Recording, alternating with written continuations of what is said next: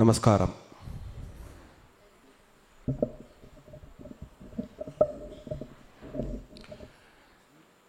ஸ்ரீ குருப்யோ நமக.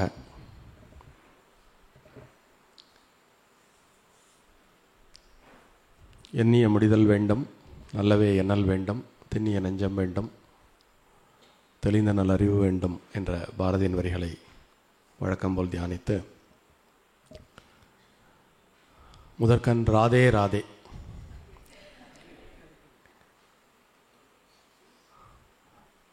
அந்த பெருமாளுடைய பெருமைகளை திரு ராதாகிருஷ்ணன் அவர்கள் எடுத்துரைக்க, அவருடைய தலைமையில் அகண்ட நாம விஷ்ணு சஹஸ்ரநாம பாராயணம் இந்த வளாகத்திலே பக்திபூர்வமாக நடந்தேறி இருக்கிறது. எப்பேற்பட்ட தருணம், எப்பேற்பட்ட சத்சங்கம். இன்றைக்கி வரும்போது நிறைய பேர் பிரஸ்தாபிச்சுன்னு வந்தா. வழக்கமாக ஸ்ரீவத்சத்தில் ஏதேனும் நிகழ்ச்சி முடிந்தால் அதன் பிறகு தான் வருண பகவான் ஆசீர்வதிப்பார். இன்றைக்கு முன்பாகவே வருஷத்தை விட்டாரே அப்படின்னு நிறைய பேர் வந்துருந்தா சொன்னால், அதுவும் ஒரு சிந்தனை விருந்தாக அமைந்தது. அது ஏதோ விளையாட்டு போக்கில் சொன்ன ஒரு கமெண்ட் மாதிரி இல்லாமல் அது காதில் விழுந்த உடனே அதையும் உள்ளே வாங்கி யோசித்து பார்த்தேன். அதுக்கும் இப்போ காரணமின்றி காரியம் இல்லை அல்லவா? மாயக்கண்ணன், கண்ணனுக்கு கண்ணன் என்றாலே மாயம் என்பது இன்பில்ட் குவாலிட்டி. சனிக்கிழமை அன்னைக்கு, புரட்டாசி சனிக்கிழமை அன்னைக்கு, அதுவும் புரட்டாசி மாதத்தினுடைய கடைசி சனிக்கிழமை என்று, எப்பேற்பட்ட ஒரு பக்திபூர்வமான ஒரு வாய்ப்பு. டெய்லி பேசிஸில் விஷ்ணு சஹஸ்ரநாமம் சொல்கிறதுனால இன்றைக்கி புரட்டாசி சனிக்கிழமைங்கிறதுனால 3 முறை அப்படின்னு நீங்கள் முடிவெடுத்திருக்கேள் போல இருக்குது. அதனால் அகண்ட நாம ஜபமாக இத்தனை பேர் கூடி 1000 நாமாவை 3 தடவை சொல்கிறது அப்படிங்கிறது, சொல்ல கொடுத்து வைக்கணும், அதை கேட்க கொடுத்து வைக்கணும். இந்த மாதிரி கூடி சொல்வதற்கு இன்னும் கொடுத்து வைத்திருக்க வேண்டும். இவெல்லாம் சொன்ன உடனே நான் போய் பஞ்சாங்கத்தை போய் பார்த்தேன். எனக்கு ஒரு க்ளூ கிடச்சி போச்சு. என்ன க்ளூ அப்படின்னா, இன்றைக்கி ரோகிணி நட்சத்திரம். கிருஷ்ணர் பிறக்கும்போது எப்படி இருந்தது? இடி, மழை, மின்னல். ரெண்டாவது மாமா இன்றைக்கி அந்த இன்ட்ரோடக்ஷனில் பேசும்போது இந்த விஷ்ணு சஹஸ்ரநாமத்தினுடைய உத்பாவத்தை பற்றி ரொம்ப அழகாக பிரமாதமாக எடுத்துரைச்சார். ஸ்ரீவத்சம் பல விதங்களில் கொடுத்து வைத்திருக்கிறது. அப்படிப்பட்ட கொடுப்பினைகளில் ஒன்று, மாமா மாதிரி ஒரு பெரிய விஷயம் தெரிந்த ஞானிகளை நாம் பெற்றிருப்பது. அவர் 10 நிமிடமே பேசினாலும் விஷ்ணு சஹஸ்ரநாமத்தை பற்றிய அனைத்து தகவல்களையும், பீஷ்மரிடம் தர்மர் எதையெல்லாம் கேட்டார், அதற்கு தர்மர் என்னவெல்லாம் பதிலாக விடையிறுத்தார், அது போன்ற விஷயங்களை எல்லாம் ரொம்ப அவருக்கே உரிய பாணியில் மிகவும் அழகாக எடுத்துரைத்தார். அதற்கு முன்பாகவே மேடம் ரொம்ப சுருக்கமாக சொன்னாலும் அதில் அத்தனை விஷயமும் பொதிந்திருந்தது. 3 விஷயங்கள் அந்த மகா பரம்பொருளானது உடனிருந்து கேட்டது. ராமாயணத்தை லவகுஜர்கள் சொல்ல ராமன் கேட்டது போல், பட்டத்திரி சொல்லி குருவாயூரப்பன் கேட்டது போல், கண்ணனே உடனிருந்து பீஷ்மர் யதிஷ்டனுக்கு இதை உரைக்கும் பொழுது கேட்டதை சுருக்கமாக சொல்லி இன்றைய அற்புதமான பக்திபூர்வமான இந்த அகண்டநாம திருவிழாவை அவர் துவக்கி வைத்தார். இப்படியெல்லாம் நீங்கள் பண்ணிட்டு இருக்கும்போது பகவான் சும்மா இருப்பார். அப்புறம் அவர் தன்னுடைய பிரத்யட்சத்தை காமிச்சு தானே ஆகணும். அதனால் அவர் நீங்கள் முன்னாடியே நீங்கள் எல்லாம் அகண்டநாமம் பண்ணுறதுக்கு அவசரம் இங்கே இருக்கிற வெப்பத்தெல்லாம் போக்கி குழு குழு குழு குழுன்னு உங்களுக்கு ஏசி மாதிரி நான் ஆக்கி தரேன், கவலைப்படாமல் அகண்டநாமம் பண்ணுங்க அப்படின்னு ஒரு அற்புதமான ஒரு மழையை கொடுத்து ஜம்முன்னு நீங்கள் பக்திபூர்வமாக பெய்வித்த நாம மழையில் அவர் நனைந்து குளிர்ந்து இங்கே பிரசன்னமாகி இருக்கிறார் என்று கூறினால் அது சற்றும் ஒரு மிகையான கூற்றாக இருக்கவே முடியாது. சத்தியம் சத்தியம் சத்தியம், இப்படி தான் அவர் சொல்லுவார். அவர் இன்னொரு விஷயமும் உண்டு. இந்த விஷ்ணு சகஸ்ரநாமம் அந்த மகாபாரதத்தில் உத்வமாகக்கூடிய இடத்துல பீஷ்மர் வந்து அம்பு படுக்கையில் படுத்திருக்கும் பொழுது யுதிஷ்டரை கண்ணன் கூப்பிடுறார். கூப்பிட்டுட்டு அவர் சொல்கிறார், என்ன சொல்கிறார் அப்படின்னா, பீஷ்ம பிதாமகர் வந்து அம்பு படுக்கையில் படுத்துன்னு இருக்கார். அவர் குரு வம்சத்திற்கெல்லாம் தலைவர். அவர் இப்பொழுது என்னை சிந்திக்க தொடங்கிவிட்டார். அப்போது யாரெல்லாம் அவரை சிந்திக்க தொடங்கினாலோ உடனே அவருக்கு தெரிஞ்சிடும். அந்த மாதிரி நீங்கள் இன்றைக்கி இவ்வளோ பெரிய அகண்டநாமம் பண்ண போகிறீர்கள் அப்படிங்கிறது அவருக்கு தெரிஞ்சுடுத்து. இன்றைக்கி ஸ்ரீவத்சவாசிகள் எல்லாம் இன்றைக்கி நம்மளை 1000 நாமம் சொல்லி நம்மளை ஸ்தோத்திரம் பண்ண போகிறா, நம்ம அங்கே போய் அதை இருந்து கேட்கணும் அப்படின்னு அவர், இதுக்கெல்லாம் பிரமாணம் மகாபாரதத்தில் இருக்குது. இப்படி சொல்லி தான் அவர் வந்து யுதிஷ்டரனை சொல்லுவார். இது மாதிரி அவர் அம்பு படுக்கையில் இருக்கார். ரெண்டாவது, அவருக்கு வந்து பெரிய கெப்பாசிட்டி உண்டு. அவர் மிகப்பெரிய யோகி. அவர் நினைத்தால் அன்றி அவர் உடலை விட்டு அவர் உயிர் போகாது. அவர் கிட்டத்தட்ட வாழ்வினுடைய எல்லையில் நின்று கொண்டிருக்கிறார். எந்த தருணத்திலும் இந்த உலகை விட்டு அவர் நீங்கக்கூடும். ஒரு குரு வம்சத்தின் தலைவர். அவர் இந்த உலகை நீத்துவிட்டால் அவருடன் சேர்ந்து மிகப்பெரிய ஞான செல்வமும் சென்றுவிடும். அதனால் யுதிஷ்டிரா, இதுதான் சரியான நேரம், நீ அங்கு போ. அவர் உனக்கு, நீனே தர்மபுத்திரன் தான் இருந்தாலும் உனக்கு சிறந்த தர்மத்தை அவர் போதிப்பார் அப்படின்னு இங்கே இவர்கிட்ட சொல்கிறார், தர்மர்கிட்ட. உடனே அங்கே அவர்கிட்ட, பாரத சிரேஷ்டரே, உங்களிடம் தர்மன் உபதேசம் பெற வருகிறான்.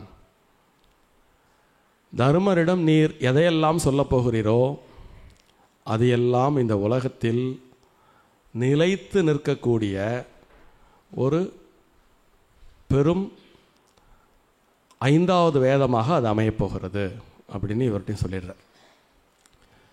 இந்த மாயம், அப்படிப்பட்ட மாயக்கண்ணன் இன்றைக்கி மழையாக நமக்கு முன்னாடி வந்து அழகாக குழு குழு குழுன்னு ஏசி போட்ட மாதிரி இருக்கா, ஜம்முன்னு. இங்கே உக்காண்ட உடனே நாவுக்கரசர் பாடின பாட்டு ஞாபகம் வந்தது.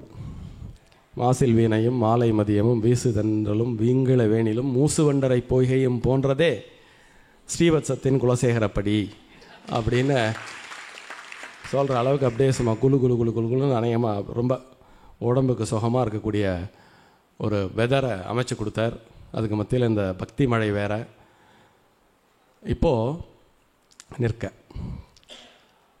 இந்த மகாபாரதம் அப்படிங்கிறது வந்து ஒன்றும் சாதாரணமான ஒரு விஷயம் இல்லது.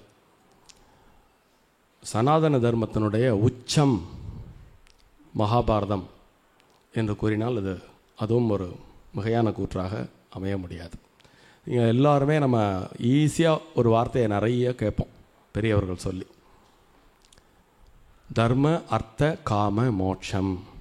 இந்த 4 விஷயங்கள் வந்து உலகில் பிறப்படுத்தவர்கள் அனைவரும் தெரிந்து 4வது நிலையாகிய மோட்சத்தை அடைவதே மனித பிறவியின் லட்சியம் அப்படின்னு நம்ம நிறைய பெரியோர்கள் சொல்ல, நிறைய பிரவச்சனங்களில் நாம் கேட்டிருப்போம். இந்த 4 விஷயங்கள் எப்படி இயங்குகின்றன அப்படிங்கிறத நம்ம பார்த்தோம்னா, காமமும் அர்த்தமும் 5 உணரப்படுபவை. மனுஷனுக்கு ஒரு பேசிக் அறிவு அப்படிங்கிறது தொழிற்பட ஆரம்பித்த உடனே இந்த புலன்களை கொண்டு எதையெல்லாம் அவன் புரிந்து கொள்கிறானோ அதை அவனால் ஓரளவுக்கு யூகித்தும் உணர முடியும். அந்த யூகித்து உணர்தல், உணர்ந்து உணர்தல், அனுபவித்து உணர்தல், இதை கொண்டு இதிலிருந்து அவன் 2 விஷயங்களை பிரிக்கிறான். ஒன்று அவனுக்கு பிரியமானது, இன்னொன்று அவனுக்கு வேண்டாதது. உதாரணத்திற்கு சுவை, அதில் வந்து பார்த்திங்கன்னா மனம், தொடு உணர்வு, இந்த மாதிரி இந்த 5 உணர்வுகளால் அவனுக்கு எதெல்லாம் இன்பம் என்று நுகர்கிறானோ அதை அவன் நல்லது என்றும், இந்த 5 புலன்களில் வாயிலாக உணரக்கூடிய விஷயங்களில் எதெல்லாம் அவனுக்கு விருப்பமற்றவையாக இருக்கிறதோ அதெல்லாம் தீயவை என்றும் அவனே கற்பிதம் செய்து கொள்கிறான். இப்போது நல்லதுக்கு, அதனால தான் இந்த தர்மம் அப்படிங்கிற மூணாவது விஷயம் நிறைய பேருக்கு குழப்பமாக இருக்குது. ஒரு இடத்துல சரியாக இருக்கிறது இன்னொரு இடத்துல தப்பாக இருக்கும்,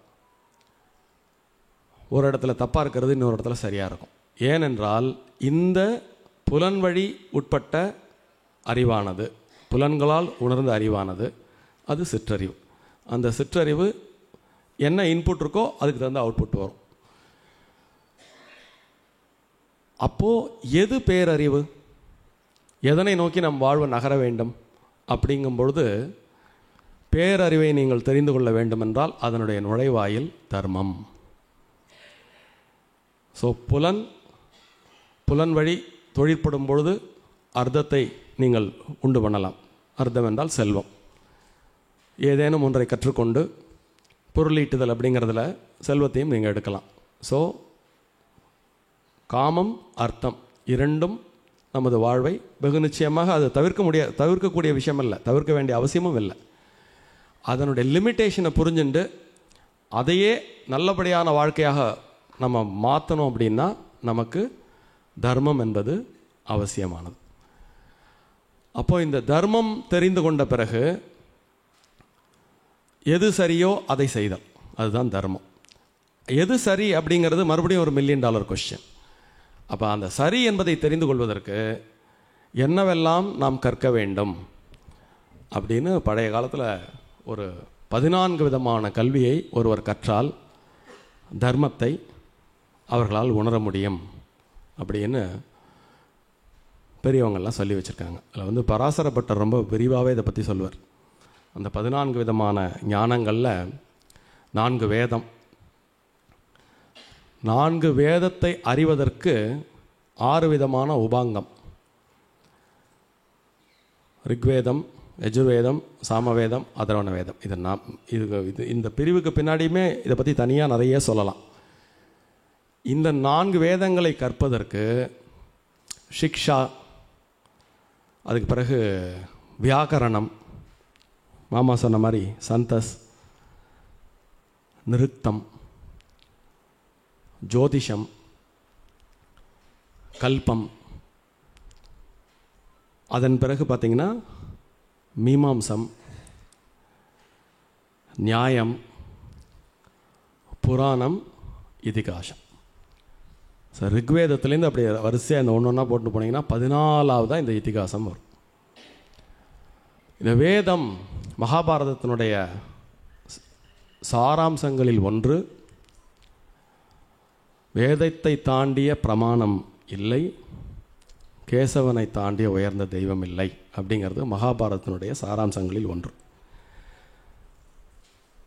அப்போது அந்த வேதம் அப்படிங்கிறத யாரெல்லாம் கற்றுக்கொள்ளலாம்? பராசரப்பட்டர் ரொம்ப அற்புதமாக ஒரு இடத்துல சொல்லியிருப்பார். இந்த கடவுள் வேதம் ரெண்டும் வேறு வேறு இல்லை. 2 பேருமே என்ன பண்ணுவான்னா, யார் ஆசிரியிச்சாலும் அவள்கிட்ட போய் சேர்ந்துருவாள். இப்போ நம்ம அந்த புராணங்களெல்லாம் வரக்கூடிய தேவாசுர யுத்தங்களை பற்றிலாம் நம்ம பார்ப்போம்லே, யார் தவம் செஞ்சாலும் அவளுக்கு தவத்தின் பலன் சித்தியாகும். ஸோ யாரை நோக்கி தவம் செய்கிறார்களோ அவர்கள் தவம் செய்பவர்களுக்கு வரம் கொடுத்து விடுவார்கள். அது மாதிரி இந்த வேதமும் யாரெல்லாம் படிக்க வந்தாலும் அவள்கிட்ட போய் சேர்ந்துடும். அதனால் பராசரப்பட்ட ஒரு இடத்துல சொல்லுவார், வேதத்தை ஒரு ஒரு தேர்ட் பர்சன் ஆக்கி அது தன்னை நோக்கி யாரெல்லாம் வருகிறார்களோ அவர்களை அது எப்படி அணுகுகிறது அப்படின்னு சொல்லும் பொழுது, இந்த உலகில் அல்ப ஞானம் உள்ளவர்கள், மத்தியம ஞானம் உள்ளவர்கள், உயர்ந்த ஞானம் உள்ளவர்கள் அப்படின்னு இந்த ஞானம் உள்ளவர்களே 3ஆக பிரிக்கிறது. அதில் இந்த அல்ப ஞானம் உள்ளவர்கள் வேதம் படிக்க வந்துட்டோன்னா வேதம் அப்படியே நடுநடுங்கிடுமா, அப்படியே வேதம் நடுங்கிடுமா. ஐயையோ இவங்கிட்ட மாட்டின்னு நான் என்ன பாடுபட போகிறேன், இவன் படிச்சுட்டு அதை என்னத்தை புரிஞ்சுட்டு அதை எப்படி போய் பொதுமக்கள்கிட்ட சொல்ல போகிறான் அப்படின்னு வேதமே நடுங்கி போயிடும் அப்படின்னு பராசரப்பட்டர் சொல்கிறார். எதுக்கு இதை பராசரப்பட்டர் சொல்கிறாருன்னா, எங்கே சொல்கிறார் அப்படின்னா, பராசரப்பட்டர் விஷ்ணு சஹஸ்ரநாமத்துக்கு அவரும் ஒரு நீண்ட நெடிய பாஷ்யம் எழுதியிருக்கார். அவர் அந்த விஷ்ணு சஹஸ்ரநாமத்தினுடைய மகிமையை சொல்லும் பொழுது இந்த வேதம் யாரெல்லாம் படிக்கலாம் யாரெல்லாம் படிக்கக்கூடாது அப்படின்னு அதுக்கு நியமம் இருக்குது. படிக்கக்கூடாதவளால் இப்போ வேதம் பார்த்து நடுங்கிறது இந்த படிக்கக்கூடாதவளை பார்த்து இல்லை, படிக்க தகுதி பெற்றவர்களில் 3 வகையாக பிரித்து அதில் இந்த 3வது வகையார் வந்து வேதம் படிச்சுட்டா என்ன ஆகுங்கிறத பார்த்துட்டு தான் அது நடுங்கிறது. ஸோ இதுக்கு என்ன தீர்வு? நீங்கள் இப்போ இந்த 14வது மேலேருந்து ரிக்வேதத்துலேருந்து ஆரம்பித்து 14வது இடத்துல இதிகாசம் இருக்குது. இது இந்தியாவினுடைய பெரும் இதிகாசங்கள் 2. அப்போ இந்த 14ஆம் இடத்துல இருக்கக்கூடிய இந்த இதிகாசத்தில் உள்ள ஒரு விஷயத்தை இந்த 14இன் சாரத்தையும் உள்ளடக்கியது அப்படிங்கிறத பராசர பட்டர் நிறுவுவார். நான் சிறு வயதில் ஒரு சுய முன்னேற்ற புத்தகம் ஒன்று வாசித்தேன். அதிலே ஒரு வாசகம் என் மனதில் நிலை பெற்ற ஒரு வாசகம் உண்டு. அது என்ன என்றால், ஆறு தான் தோன்றும் இடத்தை விட உயரமான இடத்தில் பாய முடியாது. நல்லா யோசிச்சு பாருங்க. இப்போ நீங்கள் காவேரி தோன்ற இடத்த எடுத்துக்கோங்க. எந்த இடத்தில் தோன்றுகிறதோ அதுதான் பீக்கஸ்ட் பாயிண்ட்.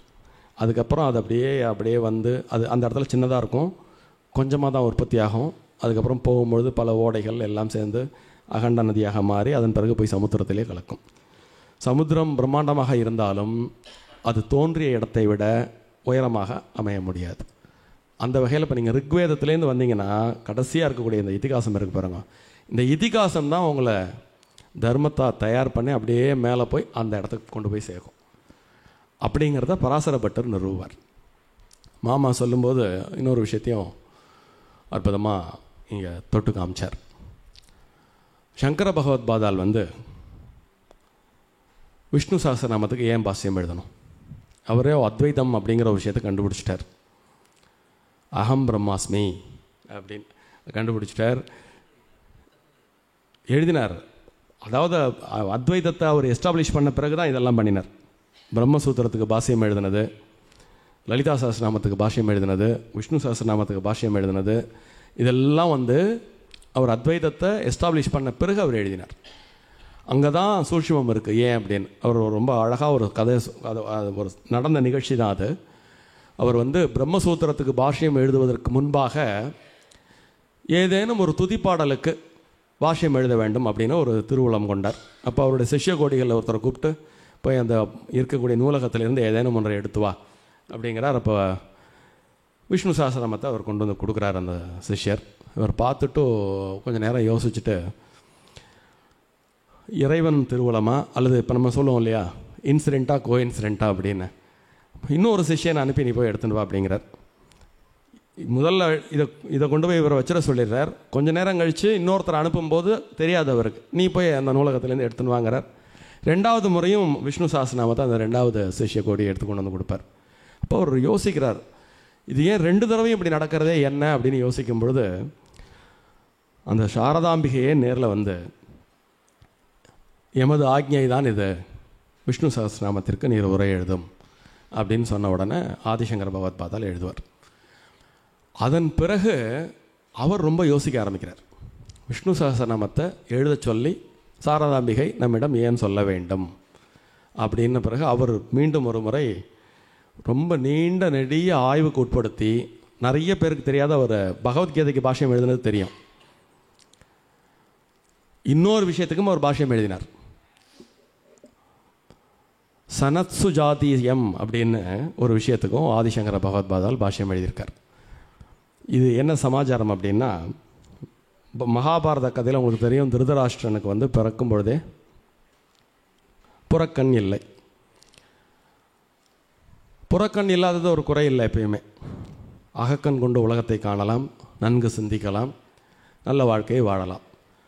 புறக்கண் போனது மட்டும் இல்லாமல் அகக்கண்ணு மற்றும் அகம்பாவம் பிடித்த பேராசைக்காரனாக காம மோக மத மாச்சரியங்களுக்கு உட்பட்ட ஒரு, இப்போ நீங்கள் இந்த 3 குணங்கள் சொன்னாங்கல்ல, இப்போ 4 விஷயம் சொன்னோம், 3 குணங்கள், தமோ குணம், ரஜோகுணம், சத்வகுணம்னு 3 குணம் இருக்குது. இந்த 3, அதாவது தர்மம், அர்த்தம், காமம், இந்த 3 விஷயங்களை கடப்பதற்கு இந்த 3 குணங்களையும் கடக்கணும். இந்த 3 குணங்களையும் கடந்த பிறகு தான் மோட்சம் அப்படிங்கிறது கிடைக்கும். ஸோ மகாபாரதத்தில் இந்த திருதராஷ்டிரனுக்கு தமோ குணத்தின் பிரதிநிதியாக டெக்னிக்கலாக பார்க்கும்போது வரும். அப்போது அவர் அதிலிருந்து கரையேறுவதற்கு சனத்சுஜாதர் என்பவர் அவருக்கு ஒரு உபதேசம் செய்வார். தமோ குணத்திலிருந்து கரையேறுவதற்கான அத்தனை உத்திகளையும் அவருக்கு கற்றுக் கொடுப்பார். ஸோ அந்த சனத்சுஜாதியம் அப்படிங்கிற ஒரு விஷயத்துக்கு ஆதிசங்கர பகவத்பாதால் உரை எழுதினார். பின்னாடி யுத்தம் வரும்பொழுது யுத்தத்தின் நிறைவில் கிருஷ்ண பரமாத்மாவே ரஜோகுணம் பொருந்திய அர்ஜுனனுக்கு பகவத்கீதை சொல்வார். நீங்கள் இப்படி கணிச்சு பாருங்க, உங்களுக்கு புரியும். ஸோ தமோகுணம் பொருந்தியவருக்கு ஒரு உபதேசம், ரஜோகுணம் நிறைந்த ஒருவருக்கு ஒரு உபதேசம். அப்போது சாத்வீக குணத்தின் மொத்த உருவமாக இருக்கக்கூடிய தர்மருக்கு யார் உபதேசம் செய்ய சிறந்தவர் அப்படின்னு கண்ணன் நினைக்கும் பொழுது கண்ணனே முடிவு பண்ணுறார், பீஷ்மர் தான் அதற்கு தகுந்தவர் அப்படின்னு. அப்போ பீஷ்மர்கிட்ட அவர் இது மாதிரி தர்மன் வருவார், அவருக்கு நீ எதை உபதேசம் செய்ய போகிறாயோ அது இந்த உலகில் நீண்டு நிலைத்து இருக்கக்கூடிய பெரும் பொக்கிஷமாக அனைவராலும் கருதப்படும், என்னாலும் கருதப்படும் அப்படின்னு. அப்போ பீஷ்மருக்கு அவர் எவ்வளோ பெரிய இடத்த அங்கே கொடுத்துருக்கார் அப்படிங்கிறத நம்ம பார்க்கணும். உடனே பீஷ்மர் சொல்கிறார், அம்பு படுக்கையில் தானே படுத்திருக்கார், கண்ணா கொஞ்சம் நேரத்துக்கு முந்தி வரைக்கும் நான் கொஞ்சம் நலிவுற்றவனாக தான் இருந்தேன். உடல் உபாதை இருந்தது, மனதில் உபாதை இருந்தது, தர்மத்தை பற்றிய சிந்தனை நானே அற்றுப்போய் தான் இருந்தேன். நீ வந்து சொன்ன உடனே இதெல்லாம் பஞ்சா பறந்து போச்சு. I am full of energy now I can preach Dharma, I am ready அப்படின்னு அவரை பார்த்த உடனே சொல்கிறார். அப்புறம் நடந்ததெல்லாம் அண்ணா அழகாக சொன்னார். அவர் வந்தவுடனே எதெல்லாம் 6 விஷயம் கேட்குறார். எந்த விஷயங்களை, யாரை நான் தெய்வமாக கொள்ள வேண்டும், எதனை நான் தர்மமாக பின்பற்ற வேண்டும், அவர் கேட்க கேட்க இவர் ரொம்ப அற்புதமாக சொன்னார். அவர் சொல்லும் பொழுதே நீங்கள் மிக உலகின் கண்ணனே அவர் அறிமுகப்படுத்தும் போது என்ன சொல்கிறார், குரு வம்சத்தின் தலைவராக இருப்பவர் பீஷ்ம பிதாமகர், அவர் உலகை நீத்தால் ஞான செல்வம் நீங்கிவிடும், அவர் நீங்குவதற்கு முன்பு அவரிடமிருந்து அந்த செல்வத்தை நீ பெறுவாயாக அப்படின்னு சொன்னாக்கா அவர் எப்பேற்பட்ட தகுதியுடையவராக இருக்கணும். அப்போது அவருடைய பேச்சிலையும் அந்த தகுதி வெளிப்படும் இல்லையா. அப்போ இந்த விஷயங்களெல்லாம் அவர் சொல்லும் பொழுது இந்த மகாபாரதமே இந்த புராணங்களில் பல புராணங்களில் வந்து எடுத்தாளப்படுகிறது. வாயு புராணத்தில் இருக்குது, சிவபுராணத்தில் இருக்குது. நிறைய பேருக்கு தெரியாது, சிவபுராணத்தில் மகாபாரதத்தை பற்றின சிறந்த குறிப்புகள் வருகிறது. அப்புறம் விஷ்ணு புராணம், மத்ஸ்ய புராணம், மார்க்கண்டேய புராணம், இதெல்லாம் வந்து மகாபாரதத்தினை பற்றின ரெஃபரன்ஸ் வருது. இப்போ இதெல்லாம் 18 புராணங்களே எழுதினது யார்? வியாசர். மாமா சொல்லும்போது அழகாக சொன்னார், ஒவ்வொன்றுக்கும் ஒரு தோற்றுவாய் உண்டு அப்படின்னு. அப்படி இந்த விஷ்ணு சகஸ்ரநாமத்திற்கான ரிஷி வியாசர். வியாசர் தான் இதுக்கு மூல காரணம். இப்போ இந்த இதை எப்படி வாசிக்கணும், அதுக்கான சந்தஸ் என்ன, அனுஷ்டுப் சந்தா அப்படின்னு சொல்கிறார். மூல தேவதை யார்? தேவகி நந்தனர் அப்படிங்கிறார். இதில் அதாவது அந்த கிரெடிட்ஸை வந்து அவர் எடுத்துக்கல, அவர் தான் வந்து அந்த விஷ்ணு சஹஸ்ரநாமத்தை அங்கே இவருக்கு போதிக்கிறார். போதித்தாலும் போதிக்க ஆரம்பிக்கிறதுக்கு முந்தைய இந்த கிரெடிட்டை அப்படி அப்படி அங்கங்கே கொடுத்துட்டு அதுக்கப்புறம் தான் ஆரம்பித்து சொல்கிறார். பழைய காலத்தில் எப்படி காப்பியங்களில் சிறந்த காப்பியம் அறம்பொருள் இன்பம் பேசுவதோடு வீடு பேரையும் பேசுமோ அது சிறந்த காவியம் என்று அழைக்கப்படுகிறதோ, அப்படி ஸ்தோத்திரங்களில் சிறந்த ஸ்தோத்திரங்களுக்கு வசிஷ்டர், வியாசர் போன்ற பிரம்மாண்டமான ரிஷி பெருமக்கள் இலக்கணம் வழங்கியிருக்கின்றனர். ஒரு சிறந்த ஸ்தோத்திரமானது 6 விதமான லட்சணங்களை கொண்டிருக்க வேண்டும். என்னென்ன விதமான லட்சணங்கள்? அந்த ஸ்தோத்திரத்தை நீங்கள் கோத்ரு போகும்பொழுது முதல்ல நமஸ்காரம், அப்புறம் ஆசீர்வாதம், அப்புறம் அந்த ஸ்தோத்திரம் எந்த சித்தாந்தத்தை சொல்ல விரும்புகிறதோ அந்த சித்தாந்தம் சொல்லப்பட வேண்டும். இந்த ஸ்தோத்திரத்தின் நாயகருடைய பராக்கிரமத்தை பேச வேண்டும், அந்த நாயகரின் பெருமைகளை பேச வேண்டும். பராக்கிரமம் வேறு, பெருமை வேறு. இதை படிக்கும்போது ரெண்டும் ஒன்று மாதிரி தெரியும். பராக்கிரமம் என்பது வீரதீர செயல், பெருமை என்பது வீரம் நீங்கிய நன்மை பயக்கக்கூடிய மற்ற செயல்கள். அதனால் பராக்கிரமம் ஒரு பண்பு, பெருமை இன்னொரு பண்பு. இதெல்லாம் முடிந்த பிறகு அது ஒரு துதியாகவும் கடைசியில் அமைய வேண்டும். இப்போ இந்த 6 லட்சணங்களும் விஷ்ணு சஹஸ்ரநாமத்தில் பொருந்திருக்கிறதா அப்படின்னு நீங்கள் உங்களுடைய ஆய்வுக்கு விட்டு விடுகிறேன். நாளைக்கு அப்புறம் பொறுமையாக இப்போ விஷ்ணு சஹஸ்ரநாமத்தை இன்றைக்கி நீங்கள் நிறைய சொல்லியாச்சு, ரொம்ப மனப்பாடமாக அட்டகாசமாக 50 பேரும் சொன்னேன். நீங்கள் இப்போது மகாபாரதம் என்பது வேதத்தின் சாரம் அப்படின்னு பல பெரியோர்கள் சொல்லியிருக்கிறார்கள். மகாபாரதத்தின் சாரம் எது அப்படின்னா அது விஷ்ணு சஹஸ்ரநாமம். அப்போ அப்பேற்பட்ட விஷ்ணு மறுபடியும் நீங்கள் கவனிச்சு பாருங்க, சங்கர பகவத்பாதால் மகாபாரதத்தில் உள்ள 3 பெரும் உபதேசங்களுக்கு பாஷ்யம் எழுதியிருக்கிறார். சனத்சு ஜாதீயம், பகவத்கீதை, விஷ்ணு சஹஸ்ரநாமம். முதல் ஒன்று ரெப்ரசன்ட் பண்ணுறது தமோகுணம். அடுத்து அப்படி என்றால் பகவத்கீதை முடியும் இடத்தில் சஹஸ்ரநாமம் தொடங்குகிறது. பகவத்கீதை கூட இட் இஸ் ரெப்ரசன்டிங் ரஜோகுணம். நாம் அதையும் கடக்க வேண்டும். அப்போது சத்வகுணத்தை உடைய தர்மர், சத்வகுணமாகவே இருந்த பீஷ்மரிடமிருந்து பெற்ற அந்த துதியை நாமெல்லாம் துதித்தால் என்ன பலசுருதி நினச்சி பாருங்க. அதை நீங்கள் எப்படி ஒரு அகண்ட நாமமாக இங்கே சொல்லி 3 முறை சொல்லி இத்தனை பேர் சேர்ந்து சொல்லி, இதிகாசம்னு சொன்னாலே இந்தியாவோட 2 பெரும் இதிகாசங்கள் மகாபாரதமும் ராமாயணமும். கடைசியில் மாமா கரெக்டாக அனுமன் சாலிசா சொல்லி அந்த இதிகாசத்தையும் இங்கே கொண்டு வந்துட்டார். ஸோ அந்த இதிகாசத்தினுடைய சாராம்சமாக இருக்கக்கூடிய விஷ்ணு சஹஸ்ரநாமத்தையும் அனுமான் சாலிசாவையும் சொல்லி இந்த புரட்டாசி சனிக்கிழமையில் நம்ம பெருமாளை வழிபட்டிருக்கிறோம் என்றால் நாம் எல்லாம் எப்பேற்பட்ட பாக்கியவான்கள். நமக்கெல்லாம் ஞானம் என்பது வராமல் போய்விடுமா?